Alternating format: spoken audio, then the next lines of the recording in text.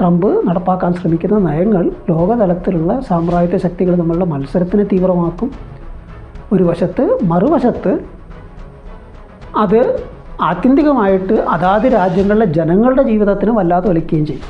അപ്പോൾ ഉദാഹരണത്തിന് കാനഡയിൽ നിന്നും മെക്സിക്കോയിൽ നിന്നുള്ള ചരക്കുകളുടെ ഇറക്കുമതിയുടെ മേൽ ചുങ്കം നടപ്പാക്കുമ്പോൾ, വർദ്ധിച്ച ചുങ്കം നടപ്പാക്കുമ്പോൾ ഫലത്തിൽ അത് അമേരിക്കയിലുള്ള വിലക്കയറ്റത്തിനാണ് വഴിവെക്കുക. അപ്പോൾ ഒരു വശത്ത് വിലക്കയറ്റത്തിനെ വർദ്ധിപ്പിക്കുന്ന നയങ്ങൾ, മറുവശത്ത് ഇത്തരത്തിലെ അളവുകളുടെ പ്രഖ്യാപനം യഥാർത്ഥത്തിലാകട്ടെ ഈ യഥാർത്ഥ വരുമാനം കുറഞ്ഞുകൊണ്ടിരിക്കുകയും ചെയ്യുന്നൊരു സാഹചര്യം. അപ്പോൾ ചുരുക്കത്തിൽ ഇവർ കണക്കൂട്ടുന്ന രീതിയിൽ വലിയ തോതിൽ ആൾക്കാർ വിപണി സാധനങ്ങൾ വാങ്ങിക്കാനും മറ്റൊക്കെ ഉത്സുകപ്പെടുകയും അതിൻ്റെ ഫലമായിട്ട് ആവശ്യം വർദ്ധിക്കുകയും ചരക്കുകളുടെ ആവശ്യം വർദ്ധിക്കുകയും ഉൽപ്പാദനത്തിന് ഉത്തേജനമാവുക എന്നുള്ള കണക്കൂട്ടൽ അങ്ങനെ നല്ല സംഭവിക്കാൻ പോകണമെന്നാണ് നമുക്ക് ഇതിൽ നിന്നൊക്കെ മനസ്സിലാക്കാൻ കഴിയുക. ഹിന്ദു സ്ത്രീകളെ സംരക്ഷിക്കാൻ വേണ്ടി മുസ്ലിം പുരുഷന്മാരുടെ ഭാഗത്തുനിന്നുണ്ടാകാവുന്ന ആക്രമണങ്ങൾ തടയാൻ വേണ്ടി എന്നുള്ള നിലയ്ക്ക് തന്നെ കൃത്യമായിട്ട് വർഗീയ കാഴ്ചപ്പാട് കൂടിയാണ് ഇവർ ഈ നിയമം കൊണ്ടുവന്നിരിക്കുന്നത്. അപ്പോൾ അതുതന്നെയാണ് ആ വാസ്തവത്തിൽ ഈ ഏകീകൃത സിവിൽ കോഡ് എന്ന് പറയുന്നതിൻ്റെ സാരാംശം.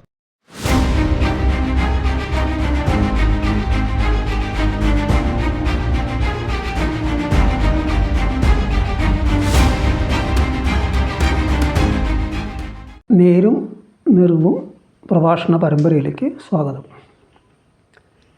ഇന്ന് പ്രധാനമായിട്ടും സംസാരിക്കാനുള്ളത് അമേരിക്കയിൽ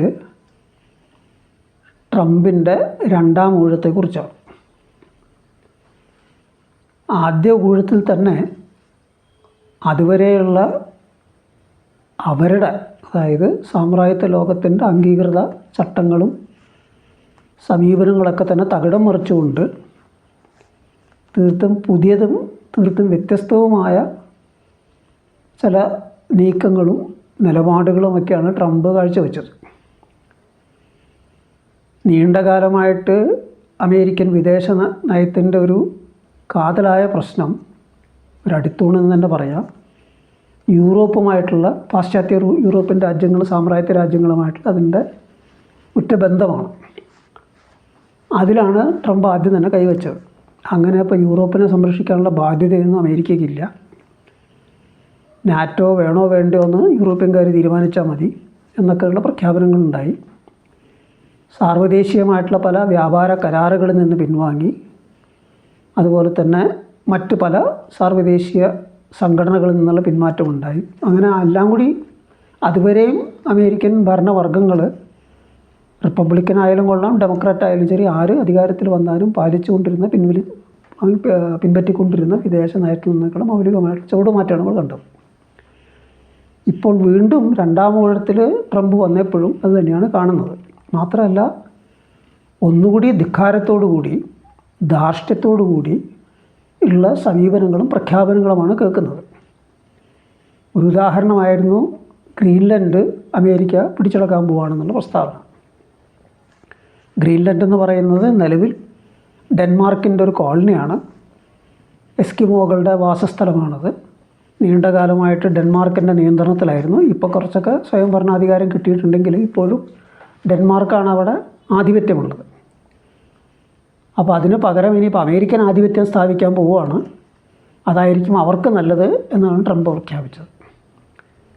അതേപോലെ പനാമ കനാൽ ബലമായിട്ട് പിടിച്ച് അമേരിക്കയോട് കൂട്ടിച്ചേർക്കും. കാനഡ അമേരിക്കയുടെ 51ാം സംസ്ഥാനമായിട്ട് മാറ്റും.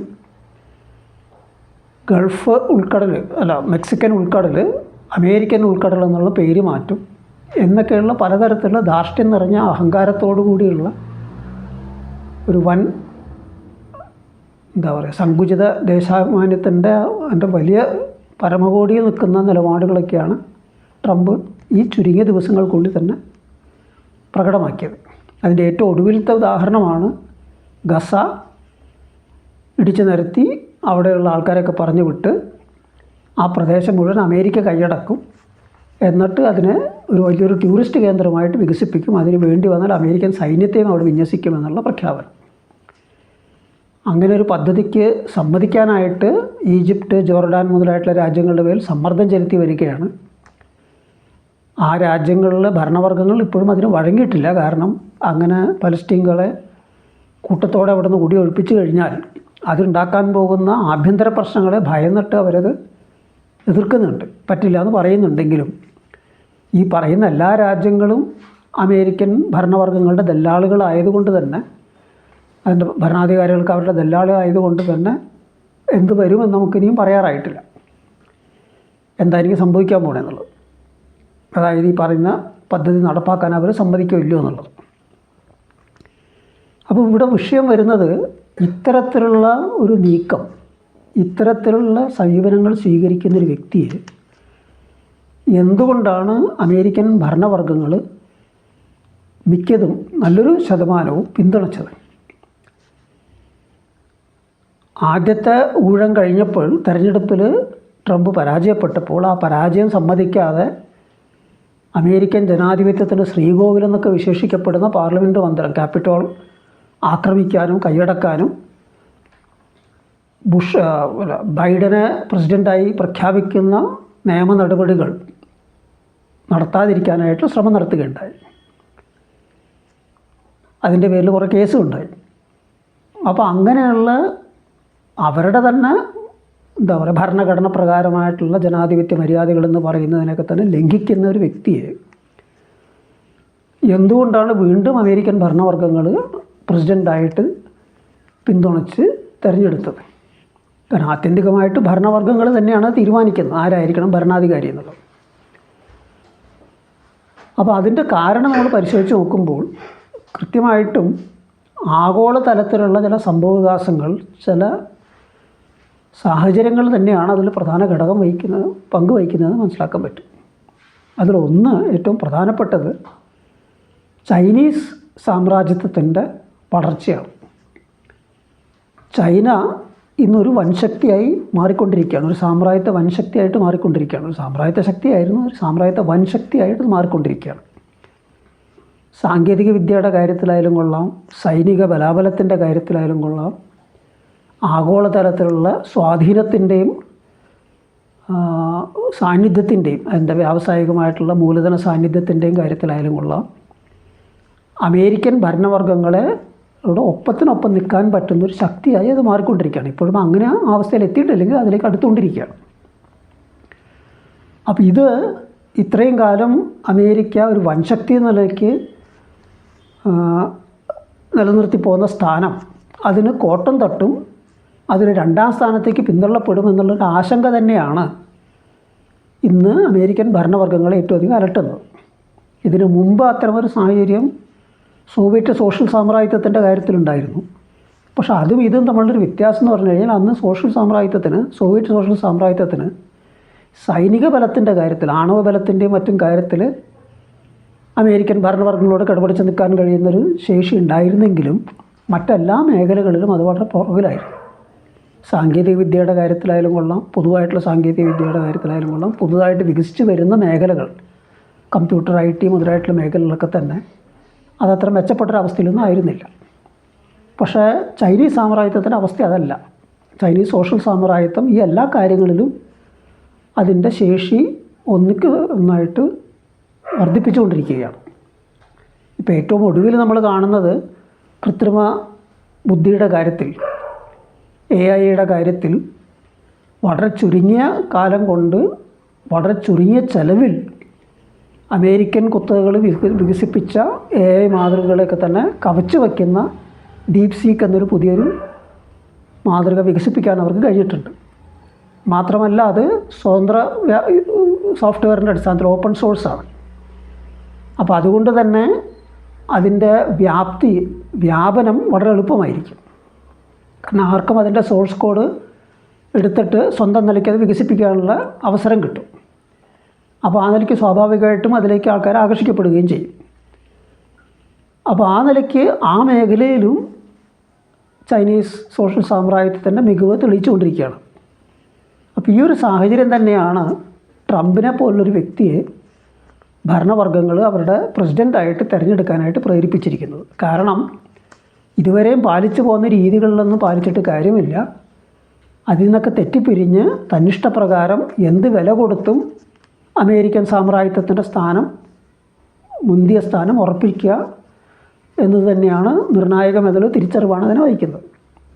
ഇപ്പോൾ ഈ സമീപകാലത്ത് ഉണ്ടായിട്ടുള്ള ചില സംഭവങ്ങൾ, അതായത് ടാരിഫ് പ്രഖ്യാപനം, കാനഡയ്ക്കും മെക്സിക്കോവിനും എതിരെയുള്ള ടാരിഫ് പ്രഖ്യാപനം, അതിനു മുമ്പ് കൊളംബിയക്കെതിരെയുള്ള ടാരിഫ് പ്രഖ്യാപനം, ഇവിടുന്ന് സൈനിക വിമാനത്തിൽ കൂച്ചുവിലങ്ങൊക്കെ ഇട്ടിട്ട് കൊളംബിയക്കാരെ തിരിച്ച് നാടുകടത്താൻ ശ്രമിച്ചപ്പോൾ കൊളംബിയൻ പ്രസിഡൻറ്റ് ആ വിമാനം ഇറക്കുന്നത് വിസമ്മതിച്ചു. കാരണം ഇത്തരത്തിൽ ക്രിമിനൽ കുറ്റവാളികളായിട്ടല്ല അവരെ കൈകാര്യം ചെയ്യേണ്ടതെന്ന് നിലപാട് വെച്ചിട്ട്. അപ്പോൾ ഉടനെ തന്നെ ട്രംപ് ടാരിഫ് പ്രഖ്യാപിച്ചു, 25% ടാരിഫ് പ്രഖ്യാപിച്ചു കൊളംബിയൻ ചരക്കുകളുടെ പേരിൽ. തിരിച്ച് കൊളംബിയൻ പ്രസിഡൻറ്റും അതേപോലെ തന്നെ എന്ന് പ്രഖ്യാപിച്ചു. അവസാനം രണ്ടു കൂട്ടരും ഉഭയകക്ഷി ചർച്ചകളിലൂടെ പ്രശ്നം പരിഹരിച്ചു. അത് ട്രംപിൻ്റെ വിജയമായിട്ടാണ് പ്രഖ്യാപിക്കുന്നതെങ്കിലും വാസ്തവത്തിൽ അതല്ല സംഭവിച്ചത്. കൂച്ചുവിലങ്ങൊക്കെ ഒഴിവാക്കി വ്യത്യസ്തമായ രീതിയിൽ തന്നെയാണ് പിന്നീട് അവരെ കയറ്റി അയച്ചത്. ആ വിവരമൊന്നും മാധ്യമങ്ങൾക്ക് കാര്യമായിട്ട് റിപ്പോർട്ട് ചെയ്തിട്ടില്ല. എന്തും ആകട്ടെ, ഇപ്പോൾ ഈ സംഭവം നടന്നു കഴിഞ്ഞപ്പോൾ ട്രംപിൻ്റെ വിജയമാണെന്ന് പറഞ്ഞിട്ട് ട്രംപിനെ പിന്തുണയ്ക്കുന്ന ചില വലതുപക്ഷ മാധ്യമങ്ങൾ എടുത്ത് പറഞ്ഞൊരു കാര്യമുണ്ട്. അതായത് ഈ ആഗോളതലത്തിൽ ഉള്ള നിയമവ്യവസ്ഥ, റൂൾ ഓഫ് ലോ, ഇത് പരിപാലിക്കണം എന്നതാണ് ആധുനിക ജനാധിപത്യത്തിൻ്റെ സവിശേഷത, ലോക ജനാധിപത്യത്തിൻ്റെ സവിശേഷത. അതിൻ്റെ കാവൽക്കാരനാണ് അമേരിക്ക എന്നൊക്കെ പറയുമ്പോൾ ഈ നിയമം എല്ലാവർക്കും ഒരേപോലെ ആണെന്നല്ല അതിൻ്റെ അർത്ഥം. അതിൽ അമേരിക്ക പോലെയുള്ള മുന്നിട്ട് നിൽക്കുന്ന രാജ്യങ്ങളെ സംബന്ധിച്ചിടത്തോളം അവർക്കതിന് സവിശേഷമായ ചില അവകാശങ്ങളുണ്ട്.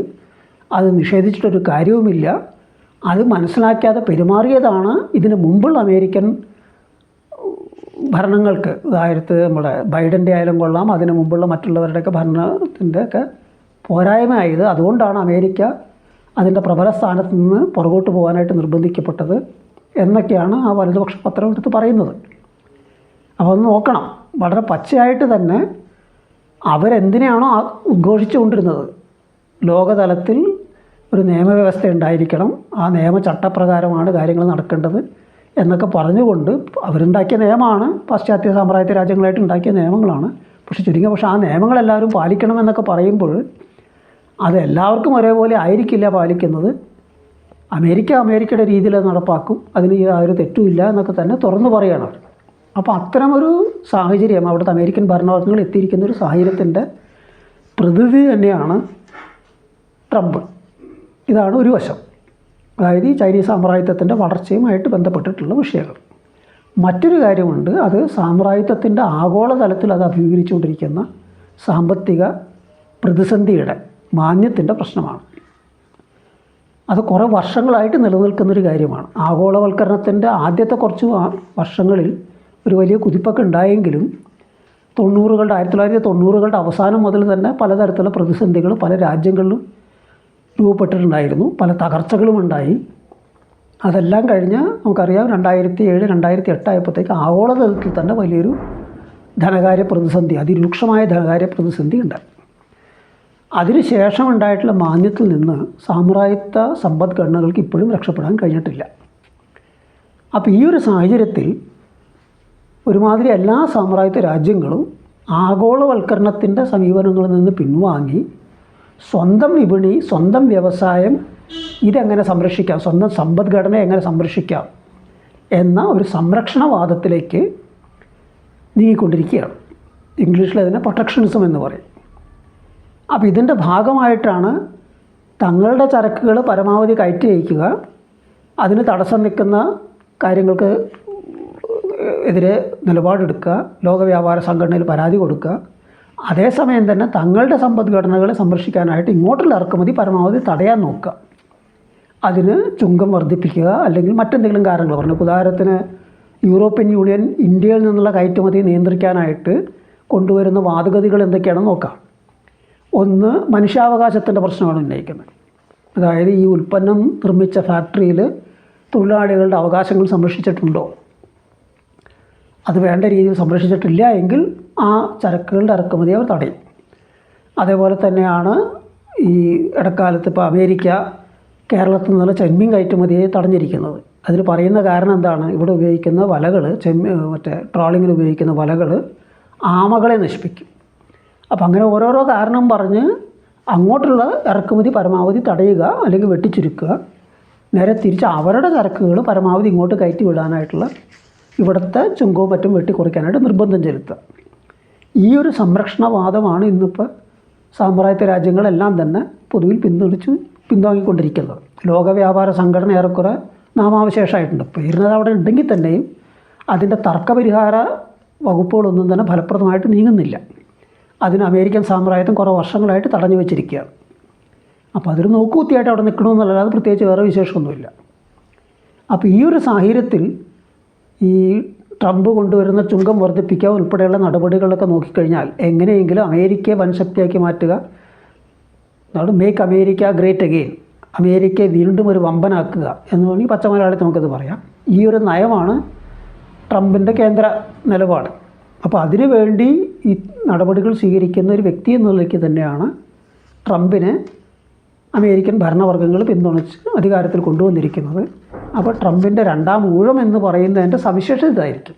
ഒരു വശത്ത് അമേരിക്കൻ ചൈനീസ് സാമ്രാജ്യത്വത്തിന് പരമാവധി നിയന്ത്രിച്ച് നിർത്താനായിട്ടുള്ള തളർത്താനായിട്ടുള്ള നീക്കങ്ങൾ, മറുവശത്ത് അമേരിക്കൻ സമ്പദ്ഘടനയെ പരമാവധി പുഷ്ടിപ്പെടുത്തുന്ന രീതിയിൽ സംരക്ഷിക്കാവുന്ന നയങ്ങൾ.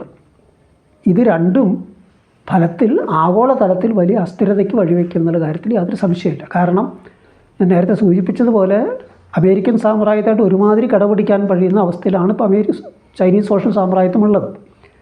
അപ്പോൾ അതുകൊണ്ട് ഈ പറയുന്ന അവർക്കെതിരെ നടത്തുന്ന നീക്കങ്ങളും നയങ്ങളും ഒക്കെ തന്നെ അതേപടി അങ്ങോട്ട് വിട്ടുകൊടുക്കാൻ അവർ സന്നദ്ധമാകില്ല. അതിനെ മറികടക്കാനുള്ള ശേഷി കുറേയൊക്കെ അവർക്കുണ്ട്. ഇപ്പോൾ ഉന്നതമായിട്ടുള്ള സാങ്കേതിക വിദ്യയുടെ കയറ്റുമതി, ചിപ്പിൻ്റെ മറ്റൊക്കെ കയറ്റുമതി അമേരിക്കൻ സാമ്രാജ്യത്വവും മറ്റ് പാശ്ചാത്യ സാമ്രാജ്യത്വ രാജ്യങ്ങളും നിയന്ത്രിച്ചപ്പോൾ അതിനെ മറികടക്കാനായിട്ടുള്ള തീവ്രശ്രമത്തിൻ്റെ ഫലമായിട്ട് സ്വന്തമായിട്ട് ഒരു ചിപ്പ് ഉൽപ്പാദന വ്യവസായം വികസിപ്പിച്ചെടുക്കുന്നതിൽ ചൈനീസ് സോഷ്യൽ സാമ്രാജ്യം വികസിച്ചിട്ടുണ്ട്. അവരുടെ ഇപ്പോൾ അവരുപയോഗിച്ചുകൊണ്ട് പുതുതായിട്ട് വികസിപ്പിച്ചിരിക്കുന്ന ഡീപ് സീക്ക് എന്ന് പറയുന്ന കൃത്രിമ ബുദ്ധിയുടെ ആ സോഫ്റ്റ്വെയറിന് അത് ഉപകരിക്കുകയും ചെയ്യും. ഇപ്പോൾ തൽക്കാലം അതല്ല അവർ ഉപയോഗിച്ചിരിക്കുന്നതെങ്കിലും അതിന് ഉപകരിക്കുന്ന രീതിയിൽ തന്നെയാണത് വരാൻ പോകുന്നത്. അപ്പോൾ ഈ കാരണങ്ങൾ കൊണ്ട് തന്നെ ഞാൻ നേരത്തെ സൂചിപ്പിച്ചതുപോലെ ട്രംപിൻ്റെ നയങ്ങൾ എതിർക്കപ്പെടും, ചെറുക്കപ്പെടും, അത് വലിയ അസ്വസ്ഥതകൾ ഉണ്ടാക്കുകയും ചെയ്യും. മാത്രമല്ല ഇങ്ങനെ ഒരു ബദൽ സാമ്രാജ്യത്വ ചേരി ഒരു ശക്തി അവിടെ നിൽക്കുന്നു എന്നുള്ളത് കൊണ്ട് തന്നെ പല മൂന്നാം ലോക രാജ്യങ്ങളും അതിൻ്റെ തണലിൽ തങ്ങളുടെ കാര്യം നടത്തിയെടുക്കാനായിട്ട് ശ്രമങ്ങൾ നടത്തുകയും ചെയ്യും. ചൈന ഒട്ടും ചെറിയൊരു വിപണിയല്ല. സാമ്പത്തിക ശേഷി പെർ ക്യാപിറ്റ ആളോഹരി വരുമാനത്തിൻ്റെ കാര്യത്തിൽ അത് അമേരിക്കയ്ക്ക് വളരെ താഴെയാണെങ്കിൽ തന്നെയും എണ്ണം കൊണ്ട് അതിന് കുറേയൊക്കെ മറികടക്കാൻ കഴിയും. ജനസംഖ്യ അത്രയും വലുതാണല്ലോ. അപ്പോൾ ആ നിലയ്ക്ക് ട്രംപ് നടപ്പാക്കുന്ന ടാരിഫുകളുടെ ചുങ്കങ്ങളുടെ ഫലമായിട്ട് കയറ്റുമതി വിപണിയിൽ തടസ്സങ്ങൾ നേരിട്ടാൽ ഈ ചൈനീസ് വിപണി അതിന് കുറേയൊക്കെ പരിഹാരമാകുന്ന രീതിയിൽ പല മൂന്നാം ലോക രാജ്യങ്ങളും കാണുകയും ആ രീതിയിൽ കൈകാര്യം ചെയ്യാനുള്ള സാധ്യതയുമുണ്ട്. അപ്പോൾ ഏത് രീതിയിൽ നോക്കിക്കഴിഞ്ഞാലും ഈ നയങ്ങൾ ട്രംപ് നടപ്പാക്കാൻ ശ്രമിക്കുന്ന നയങ്ങൾ ലോകതലത്തിലുള്ള സാമ്രാജ്യത്വ ശക്തികൾ തമ്മിലുള്ള മത്സരത്തിനെ തീവ്രമാക്കും ഒരു വശത്ത്, മറുവശത്ത് അത് ആത്യന്തികമായിട്ട് അതാത് രാജ്യങ്ങളിലെ ജനങ്ങളുടെ ജീവിതത്തിന് വല്ലാതെ ഒലിക്കുകയും ചെയ്യും.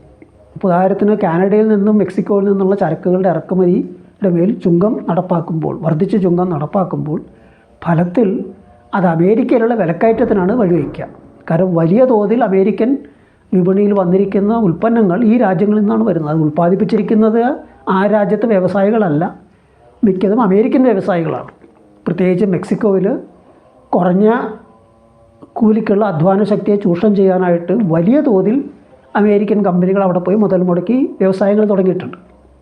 ആ ഉൽപ്പന്നങ്ങൾ തിരിച്ച് അമേരിക്കയിലേക്കാണ് കയറ്റി അയക്കുന്നത്. കാരണം നേരത്തെ ഉണ്ടായിരുന്ന അമേരിക്കയും കാനഡയും മെക്സിക്കോയും തമ്മിലുള്ള വ്യാപാര കരാറിൻ്റെ സാധ്യതകൾ ഉപയോഗപ്പെടുത്തിക്കൊണ്ട് അവർക്ക് ചുങ്കമൊന്നും ഇല്ലാതെ അല്ലെങ്കിൽ വളരെ കുറഞ്ഞ ചുങ്കത്തിൽ സാധനങ്ങൾ കയറ്റി അയക്കാനും മറ്റൊക്കെ കഴിഞ്ഞിരുന്നു.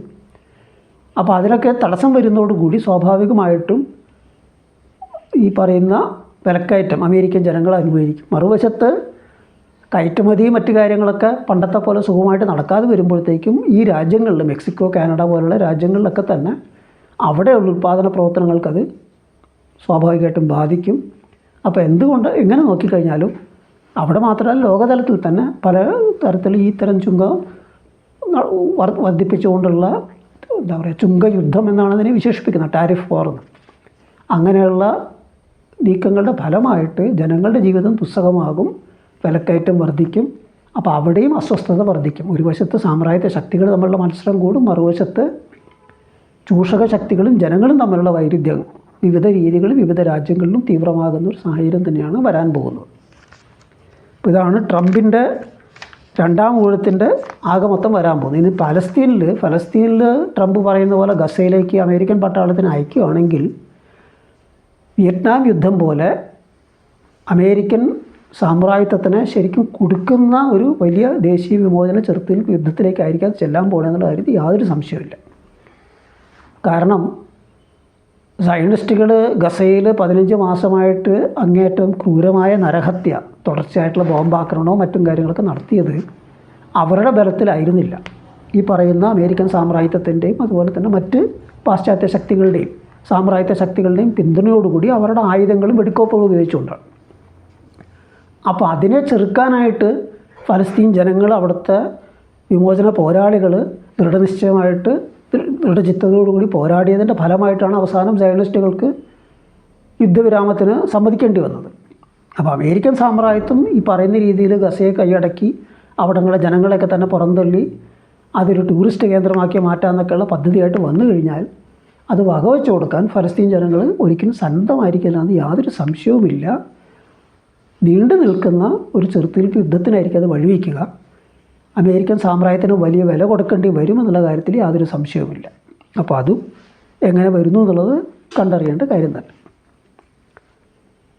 ഇനി നമുക്ക് സംസാരിക്കേണ്ട ഒരു വിഷയമുള്ളത് കേന്ദ്ര സർക്കാരിൻ്റെ ബഡ്ജറ്റിൻ്റെ കാര്യമാണ്.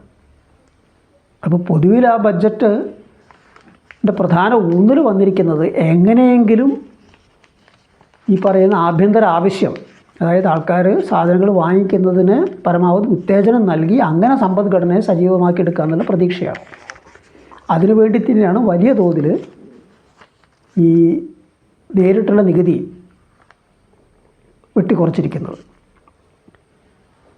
അപ്പോൾ ആദായ നികുതിയിലുള്ള ഇളവ് വലിയ തോതിൽ നടപ്പാക്കുന്നതിലൂടെ ഈ പറയുന്ന ഉദ്യോഗസ്ഥരായിട്ടുള്ള ആൾക്കാർ, സ്ഥിര ശമ്പളക്കാരായിട്ടുള്ള ആൾക്കാരെ സംബന്ധിച്ചിടത്തോളം അവരുടെ കയ്യിൽ ചിലവാക്കാൻ കൂടുതൽ പണം ഉണ്ടാകും.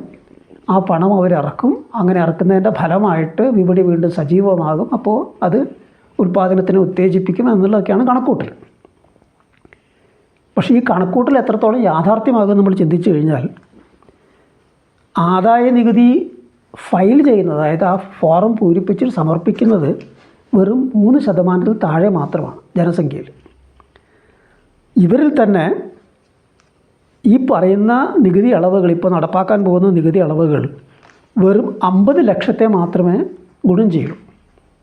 ഈ 3% എന്ന് പറഞ്ഞാൽ ഏതാണ്ട് 3 കോടി വരും. ആ 3 കോടിയിൽ വെറും 50 ലക്ഷത്തിന് മാത്രമാണ് ഇവരിപ്പോൾ പ്രഖ്യാപിച്ചിരിക്കുന്ന നികുതി ഇളവ് കൊണ്ട് ഗുണമുണ്ടാകാൻ പോകുന്നുള്ളൂ. അപ്പോൾ ചുരുക്കത്തിൽ ഈ പറയുന്ന അത്ര അളവിൽ, അത്ര വ്യാപ്തിയിൽ വിപണിയിൽ അതൊരു ചലനം ഉണ്ടാക്കാൻ പോകുന്നില്ല എന്ന് ഉറപ്പാണ്. ഒന്ന്.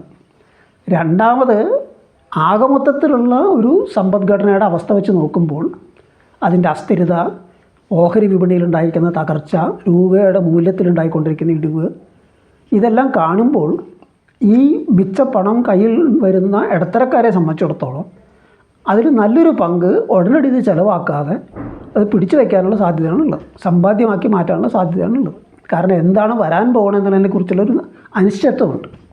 ഈ പറഞ്ഞ ട്രംപിൻ്റെ നയങ്ങളൊക്കെ തന്നെ അതിൽ വലിയൊരു പങ്കും വഹിക്കുന്നുണ്ട്.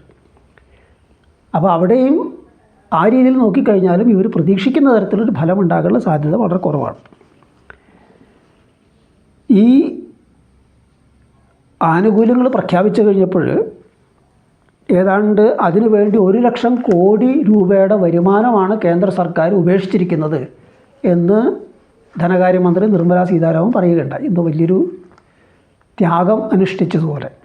പക്ഷേ കണക്കുകൾ പരിശോധിച്ച് നോക്കുമ്പോൾ അങ്ങനെയല്ല എന്നാണ് പലരും ചൂണ്ടിക്കാണിക്കുന്നത്. അതായത് 2024-25 അപേക്ഷിച്ച് ഈ സാമ്പത്തിക വർഷം 25-26 സാമ്പത്തിക വർഷത്തിൽ ആദായ നികുതിയിൽ 21% വർധനവാണ് പുതിയ ബഡ്ജറ്റിൽ വകയിരുത്തിയിരിക്കുന്നത്.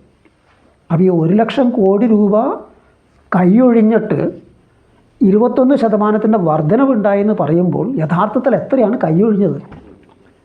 ഈ പറയുന്നത് പോലെ അല്ല എന്ന് വളരെ വ്യക്തമാണ്. കണക്കുകൾ കൊണ്ടൊരു ജാലവിദ്യ മാത്രമാണ്. യഥാർത്ഥത്തിൽ അത്രയ്ക്കൊന്നും മെച്ചമുണ്ടാകാൻ പോകുന്നില്ല. കാരണം ആദായനികുതിയുടെ പഴയ ക്രമം പുതിയ ക്രമം രണ്ട് രീതിയിൽ വന്നിട്ടുണ്ട്. ആ പുതിയ കണക്ക് കൂട്ടുന്ന രീതി അനുസരിച്ചിട്ട് മുമ്പുണ്ടായിരുന്ന പല ആനുകൂല്യങ്ങളും ഇല്ലാതാകാൻ പോവുകയാണ്. ഇപ്പോൾ ഉദാഹരണത്തിന് വീട്ടുവാടക കൊടുക്കുമ്പോൾ അതിലുള്ള ആനുകൂല്യം, അങ്ങനെ പല പല കാര്യങ്ങൾക്ക് ആനുകൂല്യങ്ങളുണ്ടായിരുന്നു. അതൊക്കെ ഒഴിവാക്കിയിട്ടാണ് അവസാനം നികുതി അടയ്ക്കേണ്ട എത്രയാണ് വരുമാനം എന്നുള്ളത് കണക്കാക്കിയിരുന്നത്. അപ്പോൾ ആ ആനുകൂല്യങ്ങളൊക്കെ തന്നെ ഈ പുതിയ ക്രമത്തിൽ പലതും നഷ്ടപ്പെടുകയാണ്. അപ്പോൾ ആ മൊത്തത്തിൽ നോക്കുമ്പോൾ ഈ പറയുന്ന മെച്ചമല്ല ഉണ്ടാകണമെന്നാണ് അതിൽ നിന്ന് നമുക്ക് മനസ്സിലാക്കാൻ കഴിയുക. ഇതൊരു വശത്ത് നടക്കുമ്പോൾ മറുവശത്ത് സാമ്പത്തിക സർവേ ചൂണ്ടിക്കാണിച്ച് വേറൊരു കാര്യമുണ്ട്. അതായത് സ്ഥിരമായിട്ട് ശമ്പളം കിട്ടുന്ന ഉദ്യോഗസ്ഥന്മാർ, അതുപോലെ തന്നെ തൊഴിലാളികൾ, ഇവരുടെ യഥാർത്ഥ വരുമാനം എന്ന് പറയുമ്പോൾ ഉദാഹരണത്തിന് അവർക്ക് കിട്ടുന്ന ശമ്പളം ഉണ്ടല്ലോ, ഒരു നിശ്ചിത സംഖ്യ, അത് വിലക്കയറ്റത്തിൻ്റെ അടിസ്ഥാനത്തിൽ തട്ടിച്ച് നോക്കുമ്പോൾ ബാക്കി ഉണ്ടാകുന്ന എത്ര. ഉദാഹരണത്തിന് അവർക്ക് നേരത്തെ കിട്ടിയിരുന്ന ശമ്പളം 10,000 രൂപയാണെന്ന് വിചാരിക്കാം. പക്ഷേ അതേസമയം തന്നെ രൂപയുടെ വില ഇടിഞ്ഞിരിക്കണം വിലക്കയറ്റത്തിൻ്റെ ഫലമായിട്ട്. അപ്പോൾ 10,000 രൂപ കയ്യിൽ കിട്ടുന്നുണ്ടെങ്കിലും മുമ്പ് 10,000 രൂപയ്ക്ക് വാങ്ങിക്കാൻ കഴിഞ്ഞ സാധനങ്ങളല്ല ഇന്ന് പറ്റുക. ഫലത്തിലത് 9,500 9,000 രൂപയ്ക്ക് മാത്രം വാങ്ങിക്കാൻ കഴിയുന്ന സാധനങ്ങളുടെ അത്രയും മൂല്യം ഉണ്ടാവുള്ള 10,000. ഇതാണ് ആ വിലയിടിവ് ഉണ്ടാകുന്നത്, വിലക്കയറ്റം പോലെ ഉണ്ടാകുന്നൊരു ഇടിവാണ്. അപ്പോൾ അങ്ങനെയുള്ള ഇത് കണക്കാക്കിയിട്ടുള്ളതാണ് യഥാർത്ഥ വരുമാനം എന്ന് പറയുന്നത്. ആ യഥാർത്ഥ വരുമാനം ഈ പറയുന്ന സ്ഥിരമായിട്ടുള്ള ജോലിയും അതിൻ്റെ മാസ ശമ്പളവും മറ്റും കിട്ടുന്ന തൊഴിലാളികൾ ഉദ്യോഗസ്ഥന്മാരെ സംബന്ധിച്ചിടത്തോളം ഏതാണ്ട് 1000 രൂപ ആണുങ്ങൾക്കും പെണ്ണുങ്ങൾക്കും ഏതാണ്ട് 1000 രൂപയുടെ കുറവ് ഇപ്പോഴുണ്ടെന്നാണ് പറയുന്നത്. എന്ന് പറയുമ്പോൾ യഥാർത്ഥത്തിൽ അവരുടെ വരുമാനം കുറഞ്ഞുകൊണ്ടിരിക്കുകയാണ്. അവർക്ക് ചിലവാക്കാൻ പറ്റുന്ന, അവർക്ക് ഫലപ്രദമായിട്ടുള്ള അവരുടെ ശേഷി ഇടിഞ്ഞുകൊണ്ടിരിക്കുകയാണ് ഈ വിലക്കയറ്റത്തിൻ്റെയൊക്കെ ഫലമായിട്ട്. ഇത് ഇപ്പോൾ പുതുതായിട്ട് മറ്റേ ബാങ്കിങ് വ്യവസ്ഥയിൽ വേണ്ടത്ര പണമില്ല എന്നൊക്കെ പറഞ്ഞുകൊണ്ട് റിസർവ് ബാങ്ക് കുറേയധികം പണം പുതുതായിട്ട് ഇറക്കിയിട്ടുണ്ട്. അപ്പോൾ മൊത്തത്തിൽ പണത്തിൻ്റെ ലഭ്യത വർദ്ധിക്കുമ്പോൾ സാധാരണഗതിയിൽ സമ്പദ്ഘടനയിൽ സംഭവിക്കുന്നത് എന്താ? വിലക്കയറ്റം കൂടുക എന്നുള്ളതാണ്. അപ്പോൾ ഒരു വശത്ത് വിലക്കയറ്റത്തിനെ വർദ്ധിപ്പിക്കുന്ന നയങ്ങൾ, മറുവശത്ത് ഇത്തരത്തിലെ അളവുകളുടെ പ്രഖ്യാപനം, യഥാർത്ഥത്തിലാകട്ടെ ഈ യഥാർത്ഥ വരുമാനം കുറഞ്ഞുകൊണ്ടിരിക്കുകയും ചെയ്യുന്നൊരു സാഹചര്യം. അപ്പോൾ ചുരുക്കത്തിൽ ഇവർ കണക്കൂട്ടുന്ന രീതിയിൽ വലിയ തോതിൽ ആൾക്കാർ വിപണി സാധനങ്ങൾ വാങ്ങിക്കാനും മറ്റൊക്കെ ഉത്സുകപ്പെടുകയും അതിൻ്റെ ഫലമായിട്ട് ആവശ്യം വർദ്ധിക്കുകയും ചരക്കുകളുടെ ആവശ്യം വർദ്ധിക്കുകയും ഉൽപ്പാദനത്തിന് ഉത്തേജനമാവുക എന്നുള്ള കണക്കൂട്ടൽ അങ്ങനെയൊന്നും അല്ല സംഭവിക്കാൻ പോകണമെന്നാണ് നമുക്ക് ഇതിൽ നിന്നൊക്കെ മനസ്സിലാക്കാൻ കഴിയുക. ഇവിടെ ശ്രദ്ധിക്കേണ്ട ഒരു കാര്യമുണ്ട്. നമ്മുടെ രാജ്യത്ത് അധ്വാനിക്കുന്ന ജനങ്ങളിൽ ഏതാണ്ട് 50% അടുത്ത് കാർഷിക മേഖലയിൽ പണിയെടുക്കുന്നവരാണ്. നാട്ടിൻപുറങ്ങളിലുള്ളവരാണ്. കാർഷിക മേഖല തന്നെ ആയിക്കൊള്ളുന്ന നാട്ടിൻപുറങ്ങളിലുള്ളവർ. അവരുടെ കൂലി, യഥാർത്ഥ കൂലി കുറഞ്ഞുകൊണ്ടിരിക്കുകയാണ്. ഞാൻ നേരത്തെ പറഞ്ഞ സ്ഥിര ഉദ്യോഗസ്ഥരുടെ മാത്രമല്ല, ഇതുപോലെയുള്ള കൂലിപ്പണിക്കാരായിട്ട് ആൾക്കാരുടെയും വരുമാനം, യഥാർത്ഥ വരുമാനം കുറഞ്ഞുകൊണ്ടിരിക്കുകയാണ്. അപ്പോൾ ആവശ്യത്തിൻ്റെ പ്രധാന വിഭാഗം അവരാണ്. ജനസംഖ്യയിൽ ഏതാണ്ട് 50%, തൊഴിൽ ശക്തിയിൽ ഏതാണ്ട് 50% വരുന്ന ഈ വിഭാഗത്തിൻ്റെ വാങ്ങൽ ശേഷി ആശ്രയിച്ചിട്ടാണ് മൊത്തം സമ്പദ്ഘടനയിൽ എത്രത്തോളം ആവശ്യമുണ്ടാകുമെന്ന് നമുക്ക് മനസ്സിലാക്കാൻ പറ്റും. അപ്പോൾ അത് ചുരുങ്ങിക്കൊണ്ടിരിക്കുമ്പോൾ ഒരിക്കലും ഈ പ്രശ്നത്തിനൊരു പരിഹാരം ഉണ്ടാകാൻ പോകുന്നില്ല. അത് യഥാർത്ഥത്തിൽ പരിഹരിക്കണമെങ്കിൽ മൗലികമായ ഭൂപരിഷ്കരണം ഉൾപ്പെടെയുള്ള വിപ്ലവകരമായ നടപടികളിലൂടെ മാത്രമാണ് ആ അവസ്ഥ പരിഹരിക്കാൻ കഴിയുള്ളൂ. അതിന് നമ്മുടെ ഭരണവർഗ്ഗങ്ങൾ ഒരിക്കലും സന്നദ്ധമാകില്ല, നമുക്ക് വ്യക്തമായിട്ട് അറിയാനും കഴിയില്ല. ഇപ്പോൾ ഇത്രയും പറയുന്നതിൻ്റെ കൂട്ടത്തിൽ വേറൊരു കാര്യം കൂടി പറയേണ്ടത് നമ്മുടെ മരിച്ചുപോയ മുൻ പ്രധാനമന്ത്രി മൻമോഹൻ സിംഗിൻ്റെ കാര്യമാണ്. ഇപ്പോൾ മൻമോഹൻ സിംഗിനെ ആദരിക്കാനും പ്രശംസിക്കാനും ഇത്ര മഹത്തരമായൊരു സേവനം നടത്തിയൊരു വ്യക്തി വേറെ ഇല്ല എന്നൊക്കെ പറഞ്ഞ് ആഘോഷിക്കാനൊക്കെ ആയിട്ട് CPM ഉൾപ്പെടെയുള്ള പാർട്ടികൾ രംഗത്തിറങ്ങിയിട്ടുണ്ട്. നമ്മുടെ നിയമസഭ അതിനു വേണ്ടി ഒരു പ്രത്യേക യോഗം തന്നെ വിളിച്ചു കൂട്ടുകയുണ്ടായി, പ്രമേയം പാസ്സാക്കുകയുണ്ടായി. അപ്പോൾ ആരാണ് ഈ മൻമോഹൻ സിംഗ്? ആരായിരുന്നു ഈ മൻമോഹൻ സിംഗ്? IMFൻ്റെ ഒരു ഉദ്യോഗസ്ഥനായിരുന്നു. ആ IMF ആണ് മൻമോഹൻ സിംഗിനെ ഇന്ത്യയിലേക്ക് പറഞ്ഞു വിടുന്നത്. അതായത് ആഗോളവൽക്കരണത്തിൻ്റെ നയങ്ങൾ നടപ്പാക്കാനായിട്ട്, ആഗോളവൽക്കരണം, സ്വകാര്യവൽക്കരണം, ഉദാരവൽക്കരണത്തിൻ്റെ നയങ്ങൾ നടപ്പാക്കാനായിട്ട് നരസിംഹറാവുവിൻ്റെ സർക്കാരിലെ ധനകാര്യമന്ത്രിയായിട്ടാണ് മൻമോഹൻ സിംഗ് രംഗപ്രവേശനം ചെയ്യുന്നത്. അതിനുശേഷം പിന്നീട് UPA സർക്കാരിൽ പ്രധാനമന്ത്രിയായി. അപ്പോൾ ഈ UPA സർക്കാരിൻ്റെ ഭരണകാലത്ത് നടപ്പാക്കിയ ചില നിയമങ്ങൾ, വനാവകാശ നിയമം, അതുപോലെ തന്നെ ഈ എന്താ പറയുക തൊഴിലുറപ്പ് പദ്ധതി, ഇത്തരം കാര്യങ്ങളൊക്കെ വെച്ചിട്ട് എന്തോ ഭയങ്കര ജനകീയമായിട്ടുള്ള ജനോപകാരപ്രദമായിട്ടുള്ള പലതും നടപ്പാക്കിയൊരു പ്രധാനമന്ത്രി എന്നൊക്കെ വിശേഷിപ്പിക്കുന്നുണ്ടെങ്കിലും അതും സാമ്രാജ്യത്വ നയങ്ങളുടെ ഭാഗമായിരുന്നു എന്നുള്ളതാണ് വസ്തുത. കാരണം ഏതാണ്ട് ഈ കാലഘട്ടത്തിൽ IMFും ലോകബാങ്കും ഒരു ചുവടുമാറ്റം നടത്തുന്നുണ്ട്. അതുവരെയും ആഗോളവൽക്കരണം, സ്വകാര്യവൽക്കരണം, ഉദാരവൽക്കരണം എന്ന് യാതൊരു മയവുമില്ലാതെ പ്രചരിപ്പിച്ചുകൊണ്ടിരുന്ന ആൾക്കാർ മനുഷ്യത്വ മുഖമുള്ള ആഗോളവൽക്കരണത്തെക്കുറിച്ച് പ്രസംഗിക്കാൻ തുടങ്ങി. എന്താണ് ഈ മനുഷ്യത്വ മുഖമുള്ള ആഗോളവൽക്കരണം എന്ന് പറയുമ്പോൾ, ആഗോളവൽക്കരണത്തിൻ്റെ നിലപാടുകൾ, അതിൻ്റെ നടപടികൾ അതിശക്തമായ എതിർപ്പുകളെ, പ്രതിഷേധങ്ങളെ വിളിച്ചു വരുത്തി. ലോകത്തുടനീളം തന്നെ ശക്തമായ പ്രക്ഷോഭങ്ങളുണ്ടായി. ചില രാജ്യങ്ങളത് ശക്തമായ വിപ്ലവ സമരങ്ങളായിട്ട് മുന്നേറി. ഇപ്പോൾ പെറു, നേപ്പാൾ പോലെ രാജ്യങ്ങളൊക്കെ തന്നെ ശക്തമായ വിപ്ലവ സമരങ്ങളായിട്ട് മുന്നേറി. ഇന്ത്യയിലും വലിയൊരു വിപ്ലവമായിട്ടുള്ള വളർച്ചയുണ്ടായി, വികാസമുണ്ടായി. അപ്പോൾ ഇതിൻ്റെ ഒരു സാഹചര്യത്തിൽ ഇതിനെ എങ്ങനെയെങ്കിലും മയപ്പെടുത്തേണ്ടതുണ്ട്. അപ്പോൾ കുറച്ച് പരിഷ്കരണവാദപരമായിട്ട് നടപടികളും കൊണ്ടുവരേണ്ടതുണ്ട്. തിരിച്ച് കാർഷിക മേഖലയിലേക്ക് വീണ്ടും മുതൽ മുടക്ക് നടത്തേണ്ടതുണ്ട് എന്ന നിലയ്ക്ക് അമേരിക്കൻ സാമ്രാജ്യത്വവും അതുപോലെ തന്നെ IMFും ലോകബാങ്കും ഒക്കെ എത്തിച്ചേരുന്നുണ്ട്. അന്നത്തെ അവരുടെ രേഖകളുണ്ട്. അപ്പോൾ അതിൻ്റെയൊക്കെ ഒരു ഭാഗമായിട്ടാണ് ഈ പറയുന്ന മനുഷ്യത്വ മുഖമുള്ള ആഗോളവൽക്കരണം എന്നുള്ള പദ്ധതി വരുന്നത്. അതാണ് മൻമോഹൻ സിംഗ് ഏറ്റുവിളിച്ചത്. അല്ലാതെ യാതൊരു തരത്തിലുള്ള ജനതാല്പര്യങ്ങൾ വച്ചിട്ടല്ല പ്രവർത്തിച്ചിരുന്നത്. കാരണം ഈ മൻമോഹൻ സിംഗിൻ്റെ കാലത്ത് തന്നെയാണ് ഗ്രീൻ ഹണ്ട് എന്ന് പറയുന്ന വിപ്ലവ ശക്തികളെയും മറ്റും ആക്രമിച്ച് നശിപ്പിക്കാനായിട്ടുള്ള, ആദിവാസികളെ കൊന്നൊടുക്കാനായിട്ടുള്ള സൽവാർ ജുഡൂം പോലുള്ള പദ്ധതികൾ നടപ്പാക്കിയതെന്നുള്ള കാര്യം നമ്മൾ മറക്കരുത്. അപ്പോൾ ഒരർത്ഥത്തിലും ആദരിക്കേണ്ട ഒരു വ്യക്തിയല്ല മൻമോഹൻ സിംഗ്. ഈ ബഡ്ജറ്റിനോടൊപ്പം ഇറങ്ങിയ സാമ്പത്തിക സർവേയിൽ തൊഴിൽ സമയത്തെക്കുറിച്ചുള്ള ചില പരാമർശങ്ങളുണ്ടായിരുന്നു. അതായത് 70 മണിക്കൂർ പണി വേണം, അല്ലെങ്കിൽ 90 മണിക്കൂർ പണി വേണം എന്നൊക്കെ പറഞ്ഞിട്ട് ചില ദല്ലാൾ ബുഷ വമ്പന്മാർ, നാരായണമൂർത്തിയെ പോലുള്ള ആൾക്കാർക്ക് പ്രസംഗിക്കുന്നതിൻ്റെ ഇടയിലാണ് എക്കണോമിക് സർവേയിൽ, സാമ്പത്തിക സർവേയിൽ, കേന്ദ്ര സർക്കാരിൻ്റെ സാമ്പത്തിക സർവേയിൽ 60 മണിക്കൂറിൽ കൂടുതൽ ഒരാഴ്ച ഒരാളെ കൊണ്ട് പണിയെടുപ്പിച്ചു കഴിഞ്ഞാൽ അത് അയാളുടെ മാനസിക ആരോഗ്യ നിലയെ വല്ലാതെ ബാധിക്കും, അത് ഉൽപ്പാദനക്ഷമതയെ ബാധിക്കുമെന്നുള്ള ഒരു നിരീക്ഷണം മുന്നോട്ട് വച്ചിരിക്കുന്നു. അപ്പോൾ പ്രത്യക്ഷത്തിൽ നമുക്ക് തോന്നുന്നു കൊള്ളാമല്ലോ, 70ഉം 90ഉം വേണമെന്നൊക്കെ ചിലർ പറയണതിൻ്റെ ഇടയിൽ ഇങ്ങനെ ഒരു സാധനം വരുന്നത് നല്ല കാര്യമല്ലേ എന്ന് തോന്നിയേക്കാം.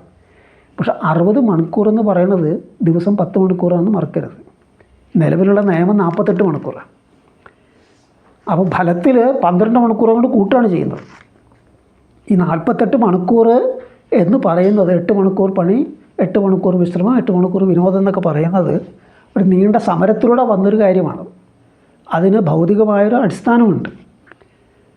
അതുകൊണ്ട് തന്നെയാണ് ഓവർ ടൈം എന്ന് പറയുന്നതിന് പരമാവധി 2 മണിക്കൂർ ഒരു ദിവസം പാടുള്ളൂ എന്നുള്ള ചിട്ട വരുന്നത്. കാരണം അങ്ങനെ വരുമ്പോൾ ആകെ 10 മണിക്കൂർ. അപ്പോൾ ഈ 60 മണിക്കൂറിനുള്ള കണക്ക് കൊണ്ടുവരുമ്പോൾ എന്താ ചെയ്യുന്നത്? ഈ 48 മണിക്കൂറിന് മറികടക്കുകയാണ് ചെയ്യുന്നത്. അത് ഈ എക്കണോമിക് സർവേയിൽ തന്നെ, സാമ്പത്തിക സർവേയിൽ തന്നെ തുടർന്ന് എവിടെയോ പറയുന്നുണ്ട്. അതായത് ഇപ്പോൾ നിലവിലുള്ള ഫാക്ടറി ആക്ട് പ്രകാരം ആകെപ്പാടെ 48 മണിക്കൂർ മാത്രമേ പാടുള്ളൂ. ഓവർ ടൈമിനും പരിധിയുണ്ട്. അപ്പോൾ ഇത് തുടർച്ചയായിട്ട് 7 ദിവസം മാത്രമേ ഓവർ ടൈം ചെയ്യിപ്പിക്കാൻ പാടുള്ളൂ. അപ്പോൾ അതുകൊണ്ട് ഇത് നമ്മളുടെ വ്യാവസായിക വളർച്ചയ്ക്കും ഉൽപ്പാദനക്ഷമതയുടെ വികാസത്തിനും തടസ്സം നിൽക്കുന്നു. അതിനെ മറികടക്കുന്ന രീതിയിലുള്ള നിയമങ്ങളാണ് ഇപ്പോൾ പുതിയ തൊഴിൽ നിയമങ്ങളായിട്ട് വന്നിരിക്കുന്നത്.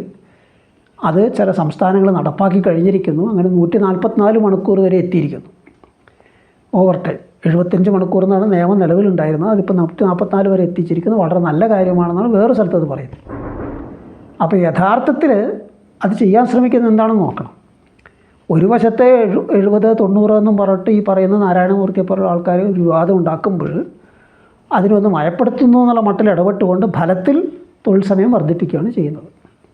അപ്പോൾ വാസ്തവത്തിൽ മറ്റ് വികസിത സാമ്രാജ്യത്വ രാജ്യങ്ങളിലൊക്കെ തന്നെ തൊഴിൽ സമയം പരമാവധി കുറയ്ക്കുന്നൊരു നീക്കമാണ് നടന്നുകൊണ്ടിരിക്കുന്നത്. കാരണം പുതിയ സാങ്കേതിക വിദ്യയുടെ സഹായത്തോടു കൂടി ഉൽപ്പാദനക്ഷമത ഒട്ടും കുറയാതെ തന്നെ അത് ചെയ്യാൻ പറ്റും. ആഴ്ചയിൽ 4 ദിവസം പണി എന്നതിലേക്ക് നീങ്ങിക്കൊണ്ടിരിക്കുകയാണ്. ചില രാജ്യങ്ങൾ നടപ്പാക്കി കഴിഞ്ഞു. നമ്മളുടെ ഇവിടെ ആകട്ടെ യഥാർത്ഥത്തിൽ ഫാക്ടറി ആക്ടിൽ 48 മറ്റൊക്കെ പറയുന്നുണ്ടെങ്കിൽ യഥാർത്ഥത്തിൽ 12 മണിക്കൂറും മറ്റാണ് ഇവിടെ പണി നടന്നുകൊണ്ടിരിക്കുകയാണ്. ഇപ്പോൾ നമ്മളുടെ ഇവിടെയുള്ള ഫാക്ടറികൾ എടുത്ത് നോക്കുക, ചുറ്റുപാടുള്ള തിരുപ്പൂരിലുള്ള ഫാക്ടറികളായാലും കൊള്ളാം, അല്ലെങ്കിൽ ഡൽഹി ഫരീദാബാദിലുള്ള ഫാക്ടറികളായാലും കൊള്ളാം, ഹരിയാനയിലുള്ള ഫാക്ടറി, ഗുഡ്ഗാവിലുള്ള ഫാക്ടറികളായാലും കൊള്ളാം, എല്ലായിടത്തും വ്യാപകമായിട്ട് 12 മണിക്കൂർ പണി എന്നുള്ളതാണ് പൊതു അവസ്ഥ. അല്ലാതെ 8 മണിക്കൂറൊന്നും അല്ല. നിലവിൽ ഔപചാരികമായിട്ട് നിയമപ്രകാരം ഇങ്ങനെയാണെങ്കിലും ആ നിയമത്തെ തന്നെ ഇല്ലാതാക്കി ഇതിന് നിയമസാധ്യത കൊടുക്കാനായിട്ട്, ഈ വർദ്ധിച്ച തൊഴിൽ സമയത്തിന് നിയമസാധ്യത നൽകാനുള്ള ഒരു കളമൊരുക്കമാണ് ഈ സാമ്പത്തിക സർവേ നടത്തിയത് നമുക്ക് കാണാൻ പറ്റും. അവസാനമായിട്ട് സംസാരിക്കാനുള്ള ഉത്തരാഖണ്ഡിലെ ഏകീകൃത സിവിൽ കോഡിൻ്റെ കാര്യമാണ്. ഇത് എന്തോ മഹത്തരമായ കാര്യമാണ്. സ്ത്രീ പുരുഷ സമത്വത്തിനും അതുപോലെ തന്നെ വിവിധ മതങ്ങൾക്കിടയിലും ഏകീകരണ സ്വഭാവം കൊണ്ടുവരാനായിട്ടൊക്കെ ഉപകരിക്കും എന്നൊക്കെ പറഞ്ഞിട്ടുള്ള അവകാശവാദങ്ങൾ നടക്കുമ്പോൾ വസ്തുത അതല്ല എന്നുള്ളതാണ് പലരും ചൂണ്ടിക്കാണിക്കുന്നത്, കൃത്യമായിട്ടും കാര്യങ്ങൾ ചൂണ്ടിക്കാണിച്ചുകൊണ്ട്. അതായത് ഒരു വശത്ത് മുസ്ലിം വ്യക്തി നിയമത്തിൻ്റെ ഒട്ടേറെ കാര്യങ്ങളെല്ലാം തന്നെ അത് റദ്ദാക്കിയിട്ടുണ്ട്, നിയമവിരുദ്ധമാക്കിയിട്ടുണ്ട്, ക്രിമിനൽ കുറ്റമാക്കിയിട്ടുണ്ട്. മറുവശത്ത് ഹിന്ദു വ്യക്തി നിയമത്തിൻ്റെ പല കാര്യങ്ങളെയും അതേപടി നിലനിർത്തിയിട്ടുമുണ്ട്. അങ്ങനെ പറയുന്നില്ലെങ്കിൽ ഇപ്പോൾ ഏകീകൃത സിവിൽ കോഡ് വെച്ചിട്ടാണ് ഹിന്ദുക്കളായാലും മുസ്ലിങ്ങളായാലും ക്രിസ്ത്യാനി പാർസി എല്ലാവരും അവരുടെ സ്വകാര്യ ഈ പറയുന്ന വിവാഹ ബന്ധങ്ങളും കാര്യങ്ങളൊക്കെ കൈകാര്യം ചെയ്യേണ്ടത്. സ്വത്തവകാശത്തിൻ്റെയും മറ്റു കാര്യങ്ങൾ, ദത്തെടുക്കൽ ഉൾപ്പെടെയുള്ള കാര്യങ്ങളൊക്കെ ആ നിയമപ്രകാരമാണ് കൈകാര്യം ചെയ്യേണ്ടത്. പക്ഷേ ഈ നിയമത്തിൽ വാസ്തവത്തിൽ അവരെന്താ ചെയ്തേക്കണമെന്ന് വെച്ച് കഴിഞ്ഞാൽ, ഞാൻ ഈ പറഞ്ഞ പോലെ മുസ്ലിം വ്യക്തി നിയമത്തിൻ്റെ പല കാര്യങ്ങളും റദ്ദാക്കുകയും ക്രിമിനൽ വൽക്കരിക്കുകയും ചെയ്യുമ്പോൾ മറുവശത്ത് ഹിന്ദു വ്യക്തി നിയമത്തിൻ്റെ പലതും അതേപടി നിലനിർത്തുകയാണ് ചെയ്തിരിക്കുന്നത്. അതിലൊരു ഉദാഹരണം ഹിന്ദു അവിഭക്ത കുടുംബം, അതിനെ അതേപടി നിലനിർത്തിയിട്ടുണ്ട്, അതിനെ തൊട്ടിട്ടില്ല. അതിനെക്കുറിച്ചൊന്നും തന്നെ ഈ പുതിയ നിയമത്തിൽ പരാമർശിക്കുന്നില്ല. അത് ഹിന്ദുക്കൾക്ക് മാത്രം കിട്ടുന്നൊരു ഗുണമാണ്, മുസ്ലിങ്ങൾക്കോ ക്രിസ്ത്യാനികൾക്കോ പാർസികൾക്കോ അതിൻ്റെ ഉപകാരം കിട്ടുന്നില്ല. അപ്പോൾ ഫലത്തിൽ കൂട്ടുകുടുംബത്തിൻ്റെ പേരിൽ സ്വത്ത് നിയന്ത്രിക്കാനായിട്ടും ആദായ നികുതിയുടെ പല കാര്യങ്ങളും ഒഴിവ് കിട്ടാനായിട്ട് അത് അവർക്ക് ഉപകരിക്കും. മറ്റൊന്ന് കാര്യമുള്ളത് ദത്തെടുക്കലിനെ കുറിച്ചാണ്. ദത്തെടുക്കൽ ഹിന്ദു നിയമപ്രകാരമായിട്ടുള്ള വ്യവസ്ഥകൾക്കാണ് ഈ നിയമം അംഗീകാരം കൊടുത്തിരിക്കുന്നത്. അതേസമയം മറ്റുള്ളവരെ സംബന്ധിച്ചിടത്തോളം, അതായത് മുസ്ലിം ക്രിസ്ത്യൻ ഇത്തരം വിഭാഗങ്ങളെ സംബന്ധിച്ചിടത്തോളം അതിൻ്റെ ആനുകൂല്യം അവർക്ക് കിട്ടുന്നില്ല. അവർക്ക് വേറൊരു നിയമം, ജുവനൈൽ ആക്ടിൻ്റെ വകുപ്പ് വെച്ചിട്ട് മാത്രമാണ് കഴിയുന്നത്. അപ്പോൾ ഇങ്ങനെയുള്ള പലതരത്തിലുള്ള വിവേചനങ്ങൾ ഈ നിയമത്തിലുണ്ട്.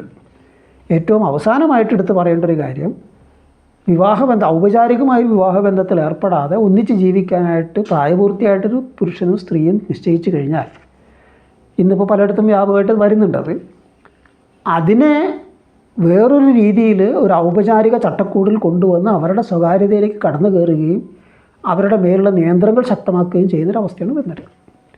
ഇത്തരം ബന്ധങ്ങൾ, ഔപചാരികമായിട്ടൊരു വിവാഹത്തിൽ ഏർപ്പെടാതെ ഒന്നിച്ച് ജീവിക്കുന്ന ഇത്തരം ബന്ധങ്ങൾ, അതിന് ഇന്ന് സുപ്രീം കോടതി പല തരത്തിലുള്ള സംരക്ഷണങ്ങൾ നൽകിയിട്ടുണ്ട്. അപ്പോൾ ആ ബന്ധത്തിലുണ്ടാകുന്ന കുട്ടികൾക്കുള്ള സ്വത്തവകാശത്തിൻ്റെ കാര്യം, അതുപോലെ തന്നെ അതിൻ്റെ സ്ത്രീക്കുള്ള അവകാശങ്ങൾ, ഇത്തരം കാര്യങ്ങളൊക്കെ തന്നെ സുപ്രീം കോടതി വിധികളിലൂടെ വന്നിട്ടുണ്ട്.